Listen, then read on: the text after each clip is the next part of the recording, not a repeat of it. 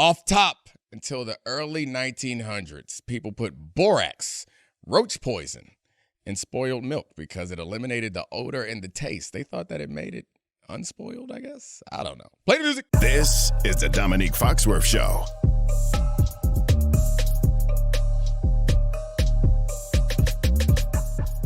Welcome to the Domonique Foxworth Show. I'm here with the snack, Charlie Kravitz, here to put borax in all of my hot takes. I can't wait. Did you enjoy your weekend? I had a great weekend. Got your knees out? Oh, yeah. Good? It's 85 degrees here in D.C. The knees are out.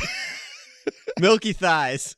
I was at a pool today. It was nice. Yeah, it was pretty cool. Love a pool day. Yeah, it was a nice pool day. The kids enjoyed themselves, and I got to talk to a lot of random people about football. I had a day that would have been your nightmare. Uh-oh. Just talking to people? Our neighbors, who are lovely, had like a neighborhood brunch amongst couples our age in the neighborhood, and I had to make small talk with a bunch of people I didn't know, and none of them cared about football. That would have been the easiest thing. Yeah, that's pretty great. Yeah, small talk's not my thing, but if they didn't want to talk about football, then that would have been pretty fun. Yeah. I mean, I'm off time talking about football. Actually, I got into some good conversations. There was a guy there who was a Vikings fan who moved here from Minnesota, and he was not happy with his draft. I was like, but JJ, potentially, no, he stinks. Like, how do you know? Relax. Then he started bad-mouthing Kirk Cousins, but he also said he wanted him back. I loved all the memes of JJ McCarthy this weekend of looking like a 9-year-old in his suit and his sneakers. He did look like a little kid at a wedding. He did. He very much like, you got to get you a better tailor. Like, that's the way it comes down to. That's when your suit, when you look like a kid in your suit. Also, he had a baby face, but like a kid in your suit. I can relate. Yeah, you do have a baby face, but I bet you got some sharp tailored suits. Keep them tight. No? Not when I was a fat. Then you have a period. Here's the thing: is like when you're a true fat, then you have the period where you can't keep buying clothes as you start going down. You have to be like, I have to wear it for this 6-month period as I'm losing weight, and nothing's gonna fit. And then you can't go too skinny because it's like, am I going to hemorrhage more confidence right now? When did you lose weight? That's like 19. Okay. Yeah. So you ain't had no nice clothes that No. Yeah. Not that you, I mean. Really, I was really just dressing like, like a 90s rapper for about a year. Just baggy. Gigantic stuff. It was the 2003 draft every day for me. Oh, gosh. All right. Should we talk about the Atlanta Falcons who poured borax on potentially old and spoiled quarterback well done. and Michael Penix Jr.? No. Yeah. So that was the story of the draft. We have had a couple days to digest that spoiled milk in round one. What are your thoughts, if you've had more time to think about the Falcons with the 8th pick in the draft, having just signed Kirk Cousins to 4 years, $180 million, 100 guaranteed, to then draft 24-year-old Michael Penix Jr., who had an amazing college career but had a lot of injuries, with the 8th pick, above where the consensus had him on a lot of people's boards? So I don't think I have to go through the obvious reaction to all this. My reaction immediately was like everyone else's, was shocked. And I assume anyone who's listening to this podcast already has probably heard or read the reasons why the pick is foolish and not all that strategic, which I can't argue against. However, I think where I found myself, I did get up the morning after the draft, and I found myself in the pre-show meeting listening to everyone say how stupid and nonsensical and illogical the decision was. And I got a little bit of a contrarian streak. Weird. Yeah. But I was like, all right, these people aren't idiots. Maybe the decision they made was bad, but there has to be a thought process in here that makes sense to them. And can I see a way to make it make sense to me? And this is how it makes sense to me. If you think about your goal as a general manager or as an organization is to win a Super Bowl, you add Kirk Cousins. So now your Super Bowl chances, if you give it a percentage chance, I'd say, 15% chance to win a Super Bowl. If you had 0% last year, Kirk Cousins adds 15%. At that number 1 round pick, that 8th overall pick, is there anyone left in the draft that can take us up to 30%? No. There's not one player that can do that. Not that I saw in the draft. And normally, a player that can have an impact like that is going to be a quarterback, and that's what they did. I think that instead of going all in on the Kirk Cousins plan right now, which I think most people expected them to do in the NFC that's not super strong, they went and got a legitimate above average quarterback to add to a lot of skill talent and an improving defense. And the assumption is we're all in right now. I kind of feel like they saw Michael Penix and thought, are we going to add Dallas Turner to this team and take ourselves from a 15% Super Bowl chance to a 17% Super Bowl chance? Or are we going to draft Michael Penix, whom we believe is a Pro Bowl level quarterback, and 3 years from now or 2 years from now, we'll be at 30% chance to win the Super Bowl? So I honestly think that it feels kind of like what it is, honestly, and what they're being or it feels like what they're being criticized for is true. Is they're kind of punting on a strategy that they just signed off on a couple months ago, which, of course, we can rip that apart. They're not operating, or they are operating under the sunk cost fallacy. Yeah, they are. This is the most sunk cost decision making I've ever seen, which you normally commend people who can operate under the sunk cost fallacy. Mm-hmm. What I think is interesting is that before this draft, I'm partially picking this example because I know how much you have invested in like the Cowboys part of this. Okay. Like the perceived odds before the draft, the Cowboys were 17-1 to win the Super Bowl, 5.6% chance perceived odds, and the Falcons were 22-1, a little over 4% perceived chance to win the Super Bowl. And we think that the Cowboys are close. The betting markets, partially probably because of the division, partially because I think a lot of people think that the skill positions for the Falcons can perform better than they did under Arthur Smith with Desmond Ridder playing quarterback. But what I think is interesting is that if you're Terry Fontenot right now, you don't think GM for the Falcons. Yes, you don't think that Rome Odunze or Olu Fashanu or any of the defensive players, none had been off the board by that point, could do anything to put you in the mix and have a better chance. Yeah. This year or next year. So make a better chance, I think absolutely. But where I want to pin you down and pin down anyone who thinks that this is ridiculous is like how much better chance. And to push back on the Cowboys example is a proven success with this unit, with these coaches, with these players. And while they haven't won a Super Bowl, they've had success. The Falcons is still not. They've never had this success. We're assuming that older quarterback coming off an Achilles who's been really good for much of his career is going to put them there. So I think it's slightly different in assuming that both of these teams are close. So, yeah, it'd have been harder for me to wrap my head around this decision if the Cowboys did it. Actually, might have been easier to wrap your head around it because the decision there is like, all right, we got one more year with this guy, and it's clear that we are making a decision to move on. But I get being more offended by that because the Cowboys do, despite their playoff woes, they do feel close, and it does feel like a tweak here or there could be the difference in putting them over the top. The Falcons don't feel like that to me. You're not as upset with the process because I think one of the things people are upset with is the fact that they just signed Kirk Cousins. They've had Penix Jr.'s, presumably they've had his medicals since the combine, since before they signed Cousins. So the process of investing all of that in turning Cousins into a stopgap quarterback seems like it's not the best way to build a roster. And I know that you're big on situation being essential, and you either wasted the chance to build out a better roster around Penix or a better roster around Cousins, or trade the pick and get more capital and have more chances at that. Yeah, I can't argue that the process was good.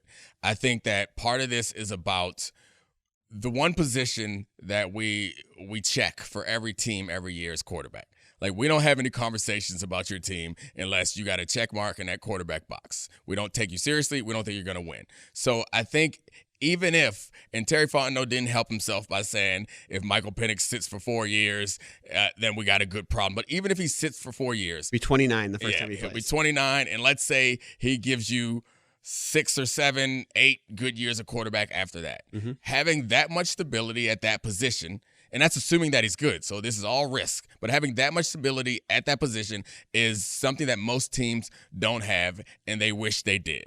And so, again, I can't argue. I think the difficult thing for me is immediately after the draft, we have to grade these guys based on how much value they got for the positions that they were in, and how it's going to impact their team in the immediate future, and how much they could have gotten elsewhere. I get all that. But that is all kind of algorithmic in that you can set up a robot to make these decisions. However, we have people making these decisions, and I know you're going to say, which I believe also, that no one really knows who's going to be great and who's not going to be great. But they obviously think that Michael Penix is going to be great. And the weird part about finding myself on if this is the spectrum and this is Terry Fontenot and the Falcons are idiots, and over here is, for those listening, this hands are really far apart. Over here is that he's a genius. I'm still like on the idiot side of the middle, but I'm just close to the middle. So relative to everyone else, it looks like I'm defending Terry Fontenot, but all I'm doing is trying to suggest that there is some logic to this process. And I know there's no way to grade this out in a way that works, but the fact of the matter is, all that matters is if they're going to win championships, right?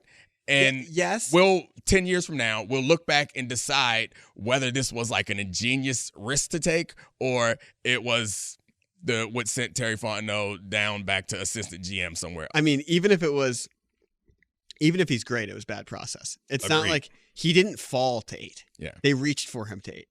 Like I mean, it's just the words that you choose there. Like, he was seen as like a late first round prospect right. by a lot of people. I know the Raiders were connected to him at 13, but like it's someone who I think based on draft grades, a lot of people think he was drafted above his slot.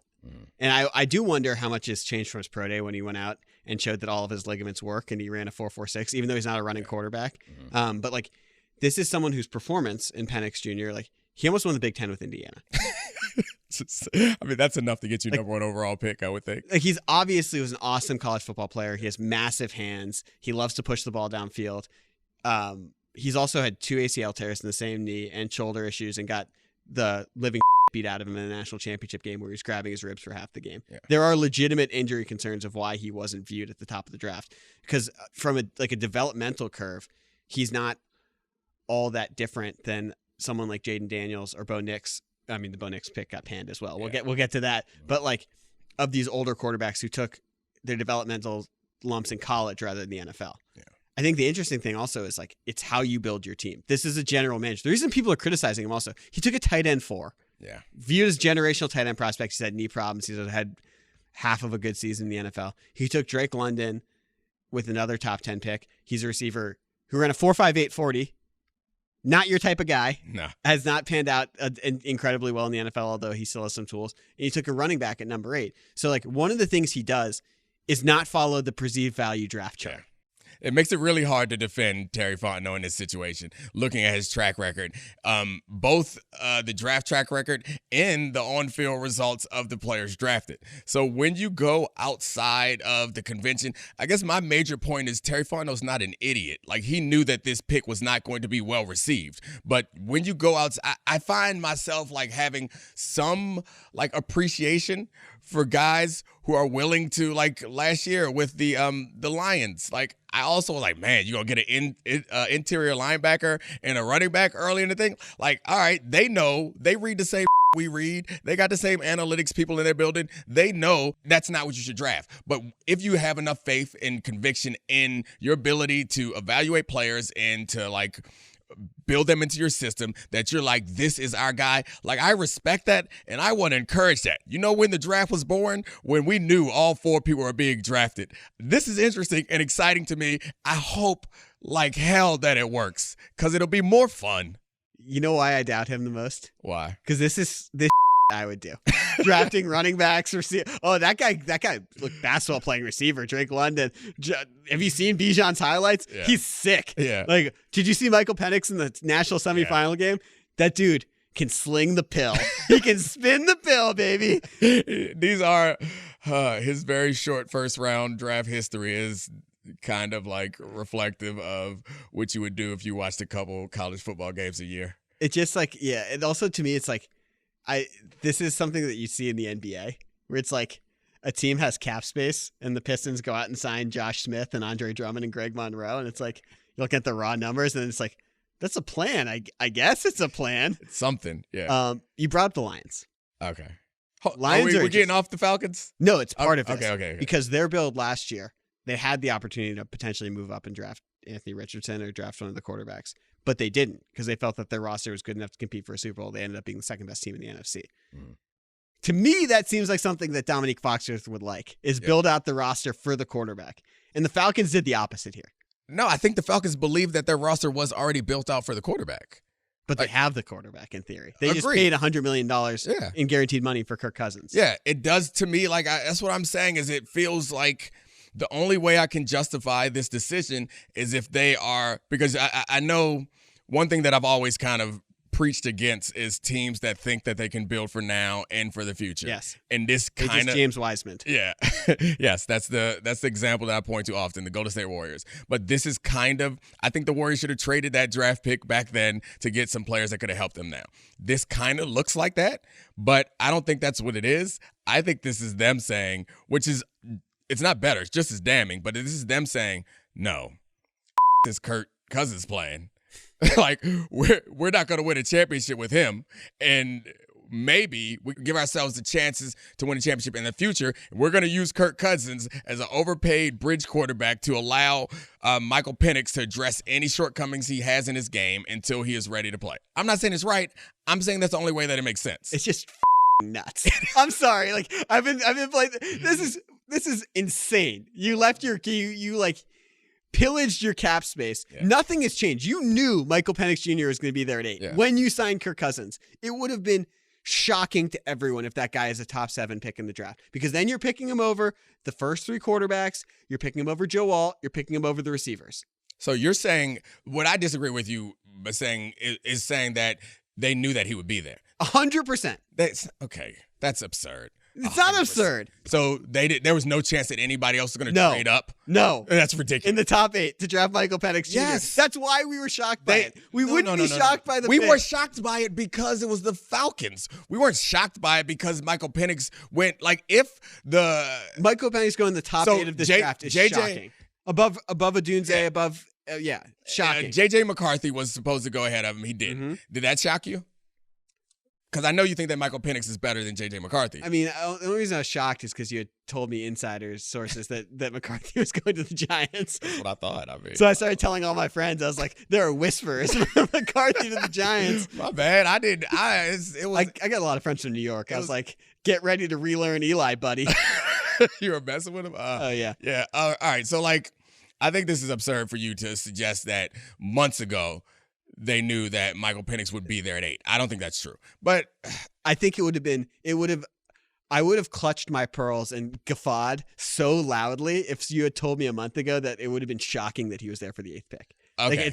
That's stunning to me. And the same thing you would have done for Bo Nix. Yes. So it's possible that Terry Fontenot knows a little bit more about what's happening in an NFL than you. And it's possible that Terry Fontenot, who thought that Michael Penix, his evaluation was the second best quarterback in his draft, it's possible that he thought other people saw that value also and that they would want to trade up and get him. Like, we all knew, like, we expected, you said if the Raiders would have got him, right? That was your belief. Yep. Yeah, they were at 13. If the Raiders, so you think the Raiders couldn't have traded up? So this is stupid. Obviously, they did not know that he would be there at 8 back then.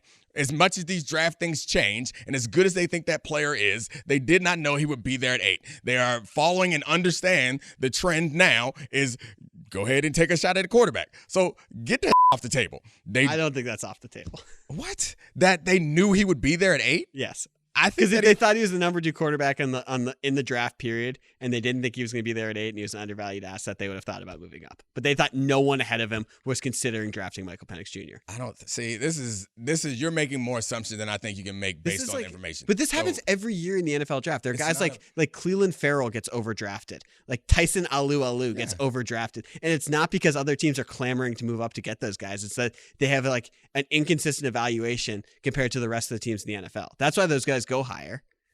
Okay, so that's not why quarterbacks go higher. That's why pass rushers go higher, because people are projecting them. Quarterbacks go higher because quarterbacks are very valuable. And the idea that the most valuable position, one of the better players, is still going to be around, I think assuming that is absurd. And saying that they would have traded up, like, to me, and I know you're saying it was a reach, and you can call it a reach. Whatever terminology you use is fine. They viewed it as a fall. It was not a reach. They were sitting there like, we have a quarterback. But if this guy who is awesome is still on the board at 8, we're going to draft him. Saying that if they really wanted him, they would have traded up is different than how the process went. I'm not arguing that the process is good, but I'm saying that they did not sign Kirk Cousins knowing that Michael Penix was going to be available. That is just categorically absurd to assume. That's why people are calling Terry Fontenot a buffoon? Because that's what people assume. Those people are buffoons. So we're pointing their fingers at the wrong buffoons. I mean, they could all be buffoons. There's not a limit on buffoons. I don't cap my buffoon finger pointing. There's a ton of buffoons out there. If there's one thing that we know, it's that absolutes are for children and dumb people or buffoons. Yeah. So I guess there's no absolutes in this. So this is an interesting thing because this is about draft capital. Because I think if the Falcons had drafted Michael Penix Jr. at like 26, people would have like golf clapping like, this is great. Yeah. You have a quarterback coming off an Achilles tear. This is what you see with Jordan Love. This is what you see. Obviously, the most extreme example is Lamar, of someone who obviously the evaluation. Slid. Yeah, and the evaluations were so disparate in that quarterback draft. No one had a consensus number one guy. Like it went from Josh Rosen to Sam Darnold to Josh Allen to Lamar Jackson, and he slid. But to me, this is different because this is like a really valuable pick in a draft where there were so many good offensive players. Like he went above a receiver who people think could be like an impact number one receiver day one in the NFL. And we've seen how much rookie receivers can change an offense. Yeah, I can't argue against any of that. Like it's the point that I'm making to you. But the point that you refuse to accept that I'm trying to argue in defense of Terry Fontenot is that we're talking about winning a championship. If you're not a quarterback, their impact on winning a championship is much smaller. So if you believe, this is the fundamental, like basic, like fork in the road that I am constructing for Terry Fontenot in order to make his decision seem less dumb. Okay, let's draft Dallas Turner, which is who people thought they might draft there. The pass rusher or defensive end. I feel bad, like. He's 240 pounds. Yeah, he's a defensive end, but he's not. Yeah. But anyway, from Alabama. Mm-hmm. Okay. So can we accept that adding Kirk Cousins gives them a 15% chance to win a Super Bowl? Is that fine? I would say Vegas has 4%. Okay. 4% chance to win a Super Bowl. If Patrick Mahomes exists. Let's go that's fine. Yeah. Or getting to the Super Bowl. Let's go getting to the Super Bowl. Going from what their quarterback situation was last year to now, you're saying that Vegas has it as adding 4% because we're going to say it was 0 last time. Yeah. Okay, so it's known 0. They lost. Answer me this: how much do you improve? How much do you believe that improves if you add Dallas Turner? I have no idea. Because it's if freaking Kirk Cousins only takes up to 4%, Dallas Turner is a fraction of that. So anyway, I don't need you to answer the questions if you're not going to play the game the right way. The point is, there was nobody in the draft. Even if you said that somebody was in the draft. What about Adunze? Okay, you say it gives you 1%. You can say it gives you 2%. Now you're up to 6% chance. Which is better odds than the Cowboys. Whatever. Who you think are close. You get the point that I'm making. The point that I'm making, forget your stupid odds. You get the point that I'm making. You're undercutting a good conversation because the point that I'm making is if you then go down this other fork where you have a quarterback who is better than him, which they believe he is, who is great, then 5 years from now, 2 years from now, 3 years from now, you are now in the much higher percentage range. So like that's the decision. That's my point is they are punting on small odds right now because they believe that they can increase their odds in the future. Yep. Is this the right process? Hell no. But if it turns out that he's great, then none of this matters. And I get it. We can't evaluate this draft based on the future that we don't understand. We can only evaluate it based on how many assets they got for the value of the position. I get it. Their draft should be panned based on that. And he's old. And it is. I mean, that's he went to the beach that makes you old. That's okay. That's calculated into the value, and it's fine. It should be panned based on all of that. But where I like bristle a little bit is when people are just like, it's just so stupid. Like he just like didn't know that he had Kirk Cousins. Like this seems to me like it's an obvious decision. Maybe it's a bad decision, but is it obvious decision? It's just like, okay, so the logic is reductive on both sides because flipping the logic the other way, being like, yeah, if you got a great quarterback with the number 8 pick, it's a great pick. Like, of course. Of course. Yeah, that's all I'm saying. But here's a question I have for you. That's all I'm saying is, okay. Can we flip this? Can I be Terry Fontenot? Can you be? No. You ain't let me go smoothly through my analogies, so slow down. All I'm saying is no one in the history of anyone has ever said pass up on a great quarterback because you got Kirk Cousins. That's all I'm saying. They did not think that great quarterback was going to be there. They saw the great quarterback, and I think that it's reasonable to argue I'm not going to let Kirk Cousins on a 4-year deal coming off Achilles tear stop me from drafting a great quarterback. That's all. full bloom quarterback. I saw it. Yeah, I can't believe you've Gettleman. You've turned into Gettleman. You'd be like, I saw a professional quarterback. I felt the thing is, I'm not arguing that I believe this was right. I'm just saying that that's what they must think, and I respect that they are not cowards like so many other people who are like, no, I ain't going to draft him because they're going to make fun of me. I just signed Kirk Cousins. That's what I'm going to do. No, they saw something they want and they got it. Yep. So I'm going to be Terry Fontenot now. Mm-mm. You're going to be on the Atlanta Falcons. Okay. I'm a player? You're a player. All right, cool. Be there. Yeah, you're a locker room lawyer. You're in there. You're a leader. You're a leader on the team. All right. Your voice carries weight. Mm-hmm. You've drafted all of these skill position players. You've just signed the quarterback who can be an above average player if he's healthy in the NFL. You finally have a real coach in Raheem Morris. I'm pissed. And if I'm a player on that team, that's pissed. Exactly right. Yeah. Is it unfair? Because you think you have a shot at the Super Bowl or going well, and now they brought in a quarterback who is old. I'm pissed. What are we doing? Yeah. I'm trying to win. Yes. I don't know. You thought you were going to corner me? No, that's exactly it felt like you were setting me up to corner me. Like, this is the whole thing I've been saying the whole time is like, I wouldn't have done this. I think that it should be panned, but it's not idiotic. It's my only defense. Like, yeah, I'd be pissed because it's sending the message to them is the same message that it's sending to me. Oh, we ain't really going to go all in right now. And so I'm there like, I thought we was going to go all in right now. Yeah. I'm not going to be here when Michael Penix is ready to roll. I'm going to be on another team or I'm going to be home. And so, yeah, I'd be pissed. Also, the other complication for the locker room situation, I believe, is... We know Kirk is sad. Not sad even boy. That. I think it's... Hurt? He said hurt? I've been hurt. He's hurt, but he's a Cousins. We've had this conversation before. I always remind you that quarterbacks think that they're quarterbacks and don't realize that they're football players. Yeah. Kirk Cousins just got treated like a football player. This is what happened. This is what happens to all of us, including the quarterbacks eventually. But that was the issue that I was saying for the locker room. The other issue for the locker room is the other way. It's that if Kirk Cousins isn't playing well, there's going to be a faction in that locker room that only watched that semifinal game.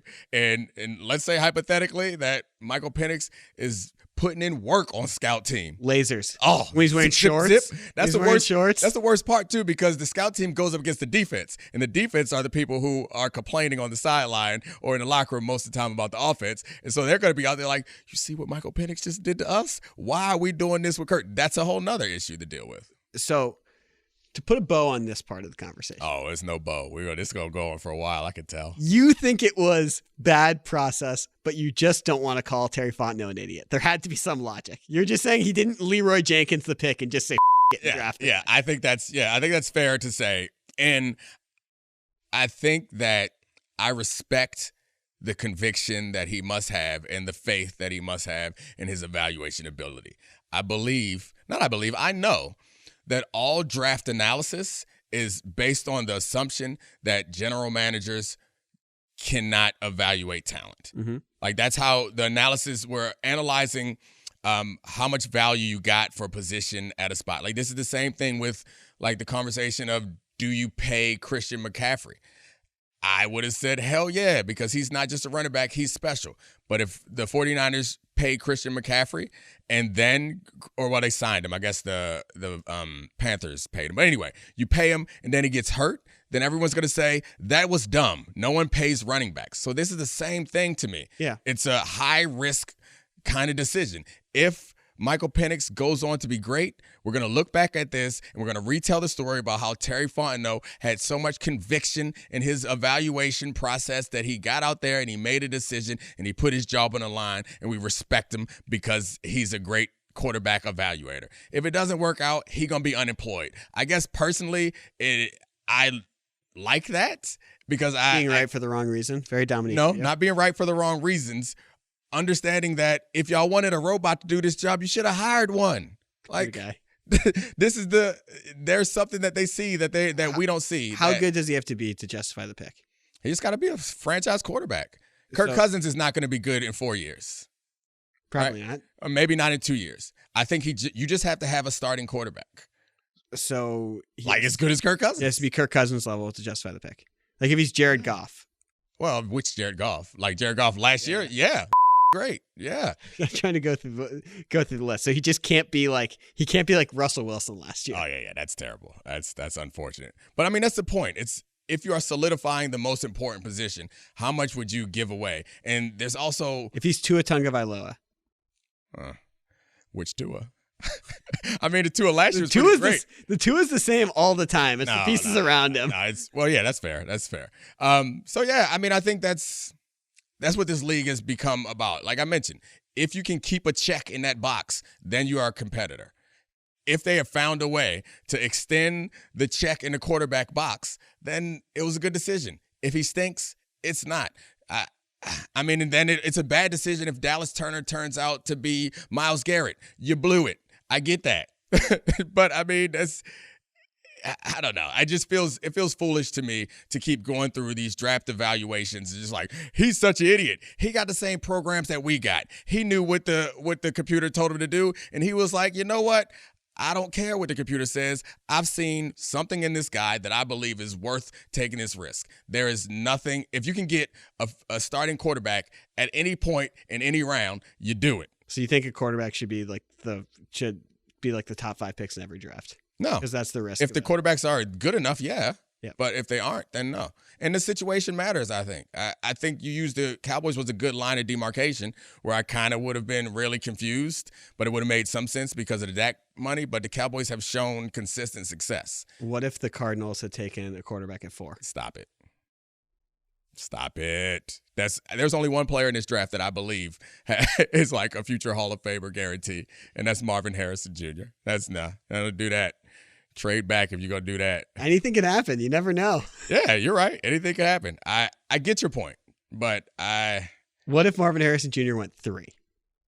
What if the Patriots had taken Marvin Harrison Jr. and the Cardinals with Kyler Murray are at 4? Yeah, that gets really tricky and kind of silly, but I'm not going to say anything bad about Marvin Harrison Jr. He's off the board in this scenario. He's off the board in every scenario. Yeah, I don't love that the Patriots drafted a quarterback, but because I feel like they aren't ready for it. But I get they got Jacoby Brissett, and they'll let Drake May sit for a little while, hopefully. Can we expand this out slightly? Because I think this is pretty interesting. What did the run on quarterbacks in round 1 tell you about the state of play of quarterbacks and how the NFL views quarterback development? Because I think we've learned a lot that there were 6 guys in the top 12. 3 of them, Bo Nix, Jaden Daniels, Michael Penix Jr., multiple college guys, older prospects, guys who are way further along in the amount of play they've had to develop than other guys. But there's also a shrinking middle class of quarterbacks between you're either like a guy or you're not a guy. Yeah. Are we learning that teams are looking like we can draft a guy and fit him into our system, like a Brock Purdy type of thing? Has that changed evaluation? Do you think they want guys that can sit longer, like Jordan Love? Is this a unique draft because of the quarterbacks available, or because of the way teams are viewing quarterbacks now? I think it's more about because the quarterback's available.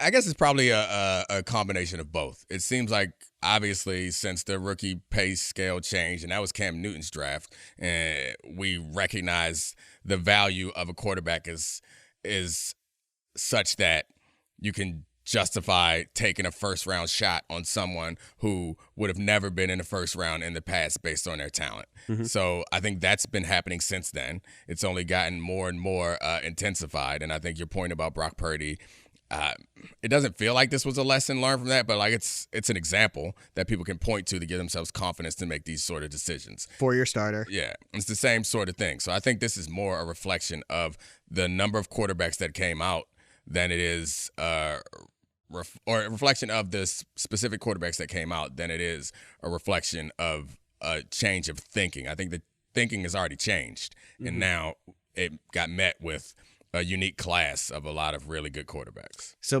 what I think is interesting about that is if there's an actual change in thought, will there be an actual change in extending these quarterbacks as we get to the second round? Like, are we going to start having a more rotating class of middle class quarterbacks so you can just draft another one that you can keep on a rookie deal and see if he can perform in the middle of the road quarterback level immediately? Because what's the point of paying these mid-level guys if you can find more of them and fit them in? That'd be a scary place to be, because then all 32 first-round picks would be quarterbacks just about every year.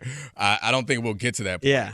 But it just made me think about it, because if That you're not seems fully like- happy with so, it, with yeah. the guy, why pay him because before the going rate was you become the highest paid quarterback in the NFL. Yeah, I feel like that is like the weird thing is, and I guess maybe all logic is a bit circular, is because I feel like this is like the far end of like valuing positions like computer what Gettleman called them computer guys thinking, but it also gets around to the same ridiculous thinking that got Atlanta to draft a quarterback. Is like quarterbacks are so valuable and they're so cheap and they're so important that it doesn't really make sense. And if you're going to go by like my crude probability argument, it doesn't really make sense unless you have a guy in the draft like Myles Garrett or Marvin Harrison Jr. or, I don't know, Jamar Chase or somebody that you just know is going to be a monster. It doesn't really make sense to get someone else who has some level of risk of bust, and at their very highest end is not going to significantly change your championship window, when you can broaden your championship window for longer if you just keep cycling through young quarterbacks until you land one that's like, oh, this is the one, we can move on from this starter and then start to build around that. It's just interesting because it's like you used to see guys like this. Andy Dalton's go in the second round. Yeah. Kirk Cousins go in the fourth round. Russ, who is an older two-team quarterback, obviously went in the third round. He would have been the first or second pick in that draft if you redraft it with luck. But I just wonder if those guys are going to start scooting up. If there's going to be a fear of missing out on the next Jordan Love. Did he go 26th, 27th, whatever. Lamar slid. That was an abomination. They ended up being 32. But like, I just wonder if there's any sort of quarterback prospect with value if all of those guys are going to end up in the top half of the first round now. I mean, there has to be some cutoff, but I think we could. Bo Nix. This is Bo Nix and Michael Penix Jr. are some people had them as late second round or early third round grades on talent. I mean, this is we talk long enough. We talk both ourselves into the opposite side of the argument, because now I think initially you were arguing, or you were pointing out that you think only Denver had Bo Nix rated this high and only Atlanta had Michael Penix rated this high. But if what you're saying now is true. Sean Payton compared him to Patrick Mahomes. Right. That was absurd. He didn't compare him to Patrick Mahomes. He said he compared him to Drew Brees and said he learned from missing out on Patrick Mahomes not to miss out on this quarterback. I mean, he dropped the name intentionally. Yeah. To get them in it, but whatever. I learned from Michael Jordan after I drafted Sam Bowie that next time I should draft Michael Jordan. Yeah. But I guess my point is, we've talked ourselves all the way around to the other side of the position, because now you're saying that everyone could potentially see value in quarterbacks that aren't highly valued, which if that's the case, then obviously Atlanta didn't know that he was going to be there at 8, because every team is thinking this now. So would you have defended the decision if Bo Nix had been the 8th pick?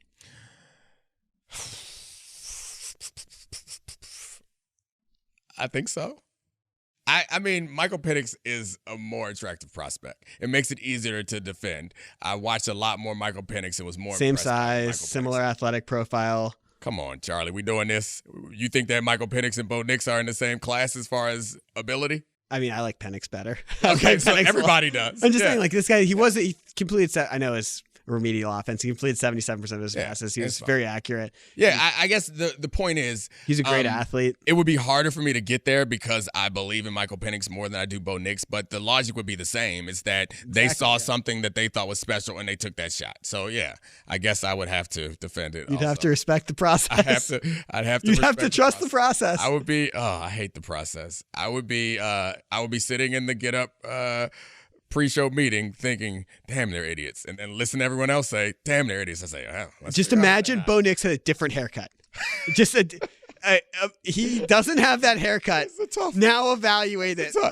That's a tough look, man. Who is his, like, it's not even like he hasn't, like he's young. You know, a lot of college kids are young. They haven't had a good barber. Then they get to the new city and they get hooked up. Like he's clearly he going in and said, hit me with this marine joint, this jar head. Give me the jar head. Give me the Drago. It's a bad look. I love the memes of how similar him and Zach Wilson look and how Sean Payton has a type. Yeah, Zach Wilson. Oh, man, I love his draft because he was trying to learn how to be cool. You remember that? We was taking pictures. He was looking at. Oh, yeah, the mirror selfies. No, not that. When he was taking the pictures with the guys, it was a bunch of guys, and they were like throwing up hands and doing peace signs, and he was looking around. I was like, oh, this is what we do? I'm from BYU, guys. I don't know. So based on where everyone landed, have you changed who you think will be the most likely to be successful earlier in their NFL career? All right. So J.J. McCarthy is in the best spot. Better than Caleb? No. Caleb is the best quarterback in the best spot. Never mind, I take that back. J.J. McCarthy. We just haven't talked about Caleb much because it's been kind of like, all right, there's this guy. Then we can talk about all these other guys. And they got a Dunze who the Falcons passed on, who's going to be a number one receiver. He might be the number one over DJ Moore immediately. No, he won't be. Don't do that to my Terp. DJ Moore's awesome. I know, yeah. And that's why he's going to be the number one receiver. Dunze needs to learn how to be a Terp. Keenan Allen's there too. Yeah. Yeah, they're going to be good. That's the best situation that a number one overall pick has ever been in. It'll be phenomenal for him. I think after that, then JJ's in a really good spot. And I assume for the Washington situation isn't terrible. They have receivers, but they're also unproven. And drafted really well this year. Yeah. I mean, Adam Peters is from the John Lynch. I guess he's been around more places than the 49ers, but they're a team that seems to have a good process that works pretty well. So it's encouraging for them going forward. Where's he at? The Browns before them, I think. And then after that, obviously the quarterback that's in the toughest spot right now, I think, is Drake May. Adam Peters, for the record, see him on TV. He could sell me anything. I saw him when he popped on the McAfee broadcast talking to Belichick. So handsome and charming. You're a sucker for a pretty face? Oh, yeah.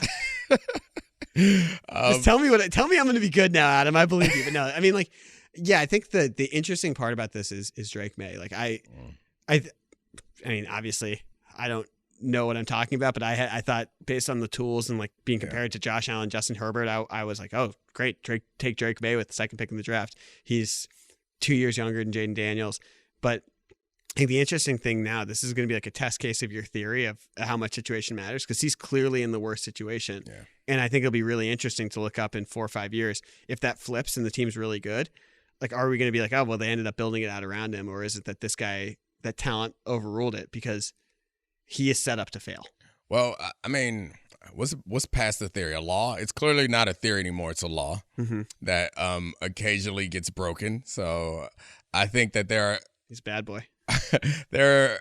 What would happen if he has success is he doesn't play much, if at all, this season, and they start to build it. They have to play Brissett the whole year. They should. Yeah, and it doesn't make sense to put him out there unless it's in garbage time or unless there's some injuries. But that's enough time for them to start to address the issues around this team. So I think his situation may not be bad by the time he's actually, or may not be as bad. And that defense is good, but his situation may not be that bad by the time they ask him to actually do something. If that defense can keep games close, there won't be a lot of pressure on whomever the starting quarterback is. But that situation can get better fast. I think Caleb's the clear answer for best. I mean, the McCarthy one is interesting too, because he's gonna. I wonder this year if this situation is good enough that we're going to look up at Sam Darnold sort of slinging it around in Minnesota and McCarthy gets to sit for a lot of the year, or if they'll put him out there, because I do have concerns of him being good immediately, regardless of situation. Yeah. His situation's good, but you're right. He probably won't even start at the beginning of the year. That's a developmental situation. Okay, outside of the quarterbacks, I guess you could use a team that drafted a quarterback in this situation, but it'd be very boring to pick the Bears. What team left the draft in considerably better shape than they headed into it? Eagles. Ding, ding, ding. Yeah, the Eagles drafted 2 corners with their first 2 picks. Your mans, too. Yeah. Both of them are your mans. Yeah, they got Quinyon Mitchell out of Toledo, and they got the Rosa Parks of cornerbacks, my man Cooper DeJean, Great White Hope. I saw a lot of people saying you should wear number 42. That's a hilarious idea. Was that Invincible? Jackie Robinson. I thought you were making an Invincible joke. It wasn't my joke. I'm stealing it from Twitter for the record. I need to be on Twitter more often. They're funny. I like him. He's a versatile player. Probably going to move to safety. They're going to keep at corner, but he could play safety too. And I think that is a big issue that they had their secondary last year. It's aging and weak. So I love getting those 2 guys at the top of the draft. I'm going to take the Kansas City Chiefs. And this is going to go to this follow-up of this. I love that they are basically like, we got a tackle in the second round, an incredibly deep tackle draft. What does Domonique Foxworth fear as a cornerback? Oh, speed. And shiftiness. Xavier Worthy is 4.21, and Shifty. He's someone who caught the ball around the line of scrimmage a lot. And they drafted Jared Wiley in the 3rd round as a tight end who athletically is completely off the charts. Swiss Army knife, complete freak. And then to the back half of this question is who blew it? Yeah. Who blew it? I kind of look at the Raiders as a team that's like, I don't know, I guess when you're the Raiders, you got to get best available, but the idea of going back-to-back tight ends, and I've heard people argue that these 2 tight ends can be on the field at the same time. That's fine. I get it, but we all accept that tight end is not a huge, like, high-impact position, and going for a tight end at that point suggests that what you were saying is true, is that they didn't think these quarterbacks were going off the board, because Brock Bowers, as athletic as he is, he seems like you get the best value out of him if he goes somewhere where they already have an established quarterback and offense. You wanted the Raiders to be computer guys. I did want it to be computer guys. This is unfair because now I've given you this argument to use against me. But what I said several times is it doesn't mean that I agree with it. I just understand it. But yeah, that didn't make sense to me at all. I think that's the difference. Is if the logic can be inconsistent, but does it make some sort of sense? That doesn't. I don't understand what they think they're doing right there. I think it depends on how you view Bowers too. Like this is someone who can be a short yardage running back, an H-back, someone who's a slot receiver, even can play at the X sometimes. And they're clearly, I mean, this is bargain basement. I mean, I guess they spent higher draft capital than either of them, but this is bargain basement stylistically of Fernandez and Gronk. Yeah. Those guys who could play together. That worked out pretty good for them at first. That worked out really badly. Yeah. Yeah, you get the idea on the field. My answer for who blew it is the Buffalo Bills. It's not just that they traded out of the pick to give Kansas City another weapon, which is crazy. Stop trading with the Chiefs if you're the Bills. Just stop it. Stop it. No. I can't believe you disagree with me. This is like, it's like when a smart GM calls you, just hang up the phone. All right. Finish. And then the second part is, of the receiver prospects that are out there, drafting the guy who ran a 4.7, who I know he's got exceptional ball control. He's a ball winner, and Josh, whatever. Yeah. Don't draft Kelvin Benjamin again. Yeah. That's Keon Coleman. Yeah, Keon Coleman. Just because he went to Florida State, he's not Kelvin Benjamin. He's big and slow. Yeah. It's hard for me to argue for him because you scared of him? 4.7? As we've discussed, I'm not scared of guys who are big and slow. But he does a great press conference. The man made me giggle. Oh, it's hilarious. The shopping with the winter coat talk's outstanding. But sorry, 4.61. Yeah, apologies. 4.7's really bad.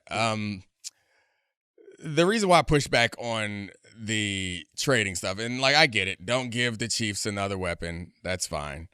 That's who you need to beat. Yeah, that is who you need to beat. So, and you gave them the fastest receiver in the history of the NFL Combine. The last time they had the fastest receiver in the NFL. Yeah. He was the one, even though Mahomes gets a lot of credit for it now, who was responsible for the 13-second game. He was, he was responsible for a lot. He was the difference maker. As much as we love Kelsey and Mahomes and all that, it felt like, well, I mean, saying that Mahomes wasn't the difference maker is stupid, but that offense was crazy because he's crazy, and we saw him go. Peace sign. 13 seconds. Yeah. You are without Tyreek Hill. We saw him go somewhere else and port that offense over to a quarterback that we thought was not good. My defense of the Bills was this, because I had to have this conversation too after the draft, is like, why would you trade? So if we take out the argument about you're making the Chiefs better, like they seem like they're at this point in their quarterback's life cycle that the Chiefs were a few years ago, where you're paying a lot for a few players and you're in a transition period. And in that transition period, what you need is draft picks. And if you need to fill a hole at receiver, and this is the deepest receiver draft that we've seen in recent history, then this is a good time to trade back and get some more picks. So like the Chiefs did, they drafted a bunch of players. Some of them didn't hit. A lot of them didn't hit, but enough of them hit for them to be Super Bowl champs back-to-back years. So I think my defense of the Bills is trading back is never a problem, accumulating more draft picks, especially when the hole that you need to fill is particularly deep in this draft. They got a really good receiver some people thought was could have been a first rounder. Could have been a first rounder. That's fine. There's no defense for the trading with the Chiefs argument. You can't remove it from the situation. It can't be. Don't be scared. We ain't worried about them. You are worried about them. We are worried about them. We're scared. You lose to them every year. Clearly, they aren't scared though, or they gave him Patrick Mahomes and then they gave him this. Ugh. Do you think the Bills were like they're drafting another Kadarius Toney? They're hoping so. Well, they didn't draft Kadarius Toney, but they're hoping so. That's how we beat them. Yeah, they're hoping. That's so. our best chance. Maybe that's it. It's like we'll put somebody else on there that will line up offsides and drop a lot of passes. Hollywood Brown. A lot of speed now. Yeah, a lot of speed. I know the Ravens are pissed. You think so? Oh, absolutely. They got to match up with that now. You know how you beat speed? You get in its face. And the Ravens, the Ravens can out physical that speed. Okay. I'm just kidding. Yeah, I know you're kidding. I mean, you could try, but whatever. Anyway. That's what football guys would say, not computer guys. Yeah, I guess I'm not a football guy. Get out of here with that physical. I want somebody who can fly. Somebody who can fly. We'll get some physical guys later. So not Keon Coleman, who you just defended the pick. I defended the pick, but I would have drafted him. With the identical 40. I was right. Identical 40 times to Kelvin Benjamin upon Googling. Calvin Benjamin got bigger when he got in the league. He did. Keon Coleman seems like he's not going. But can you be an X receiver at that speed in the NFL now? Or do you have to basically function as a tight end? I'm trying to think, going through my mind of X receivers, and I can't think of anybody who came out and was that slow. Maybe like Anquan Boldin is the last one I could think of that was like a real top tier receiver, or like, I mean, I guess he was an X at certain points, but came out and was like not fast immediately. Yeah, it's tough. He's unique. Yeah, he is physical. It's your rival. Oh. It was a one-way rivalry. Yeah. I mean, Jerry Rice ran a 4.71 different times. Yeah. I don't count. A whole different time. They had a cheat code offense and all the best players in football, including Jerry Rice. Do you think there's different guys who are slower have succeeded in the slot lately? I mean, whether it's an Amon-Ra or slower 40 times for other guys like that, is that... I mean, the short area quickness is what you would expect to work in the slot, and Keon Coleman doesn't have that either. So I don't know what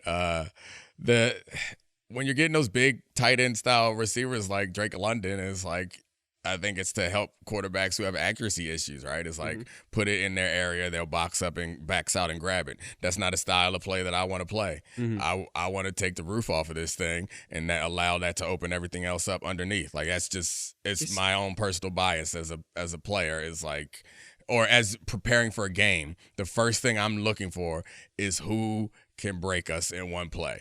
Take care of him, and then work my way down the chart. If you don't have anybody that can do that, then snooze fest, load the box, and make you complete 10 passes to get down to the red zone. I guess the outlier in this would be someone like Devontae Adams, who's like an all-time route runner and has elite short area quickness, who's been able to function as an X. That's the first name that came to my mind, but I didn't know his 40 time coming out. He certainly doesn't seem slow. He was, yeah. I mean, I think it's interesting. I can't say that, like, I mean, the Bills have been, I guess it's a debate how close they've really been to winning the Super Bowl, but they've been in the mix every year, and it just feels really disappointing to go from that offense with Diggs and Allen to coming out of it and not having what you thought of as like one of the premier receivers from the class and giving a weapon like that to the Chiefs. I think it's impossible to separate and not look at that as a big disappointment. Yeah, it's fine. I don't know. I disagree with you, but I also agree with you because the Chiefs are going to win the Super Bowl again. Basketball? Save it for Tuesday. All right. Good times. All right. Thank you, Charlie. This was fun. Appreciate it. Thanks, everybody. Thanks, Podville. Beautiful studio. Shout out to all the great producers, Megan, Serafita, Brian, Kevin, and also Cortez, I guess. Poor Cortez. This Heat lose again. I don't know. He got that game. Yeah, he did get one game. Congratulations. I mean, he's still a coward, but he got that game. But he did get one game. That was like a Super Bowl for him. Yeah. We're out. This is the Domonique Foxworth Show.